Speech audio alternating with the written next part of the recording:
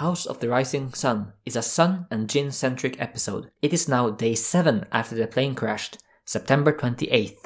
The day starts with Jack, Kate, Locke and Charlie heading off to get water from the caves. Afterwards, Jin attacks Michael. Sawyer and Saeed breaks up the fight and handcuffs Jin. Jack, Kate, Locke and Charlie arrive at the caves.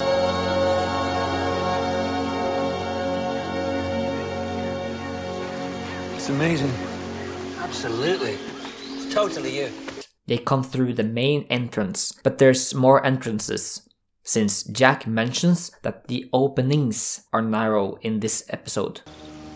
Tree canopy keeps the temperature down, shields out the sun. The openings are narrow, easier for protection against predators. And we'll see a narrow entrance in season 6, when Hurley and Jack goes back to the caves. We're at the caves. Caves you used to live in? The case was used as a set for now and all the way to the season finale. It was featured in the first 2 episodes of season 2 and then destroyed until it was rebuilt again for season 6 when it appeared in 2 more episodes. The reason why we stopped seeing the caves was mostly a behind the scenes reason. The cave set was built in the old XEROX building in Hawaii. This building was home to the worst mass murder in Hawaiian history, claiming the lives of 7 people. And it happened only 5 years prior to the Lost crew moving in there and filming stuff. This building is notoriously known as the most haunted building in Hawaii.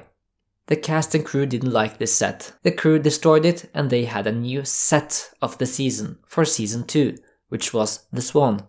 After they destroyed the cave set, they simply used the Hawaiian film studio for future sets, such as the rebuilt caves in the 6th season, and never went back to the old XEROX building.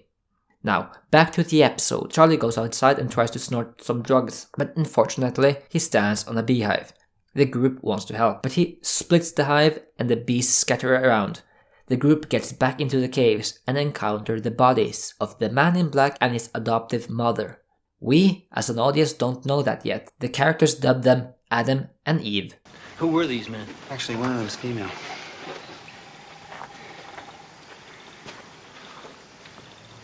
Our very own Adam and Eve.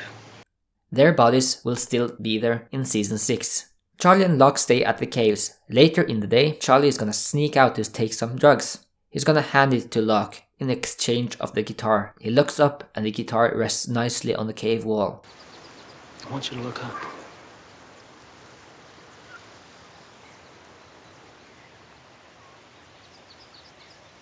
Jack and Kate goes back to the beach. Along the way, they meet Saeed. Sun reveals her knowledge of English to Michael to explain that Jin was only wanting the Rolex watch. Your husband tried to murder me for a watch? Michael cuts off the handcuff and frees Jin. At this point, we have the rumors spreading around the camp about people moving to the caves or staying at the beach. Here we have another mobisode.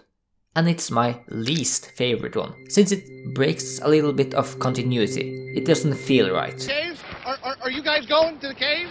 They don't speak English, dude. Oh, how about are you going? Don't know what you're talking about, man. First of all, it isn't filmed on a fuselage crash site, but on Police Beach, where they filmed the second beach camp. You see? No plane around. Entirely different beach. But since the survivors haven't moved there yet, we just have to put the location like here or something. Let's just say that Sun found one of their luggages at the far end of the beach. Before this event, Jack has already convinced Hurley to get to the caves and is already packing his stuff. Just get your stuff together. We gotta get out of here soon. Michael tells Ars he doesn't know what he's talking about, but Michael had already made up his mind on the cave issue at this point. People are seriously considering following Jack to the caves. I'd like to know where you stand. You're right here.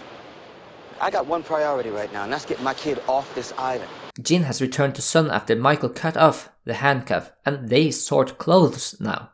And that Michael just willingly sits a few feet from Jin to cook some dinner. You know, the same guy that tried to beat him up and drown him early in the day, like after this event.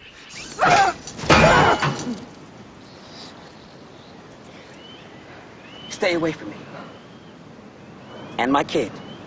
And with Hurley, who was already packing and was preparing to go to the caves, sitting with Michael by a fire. It really comes out of nowhere, but it happened, and hey, the monster comes by quickly. After this weird cook-off, Michael returns to the fuselage while Hurley joins Sun and Jin to the caves. The episode ends with a musical montage between the two groups. Stay tuned for the next episode and please subscribe for more island exploration.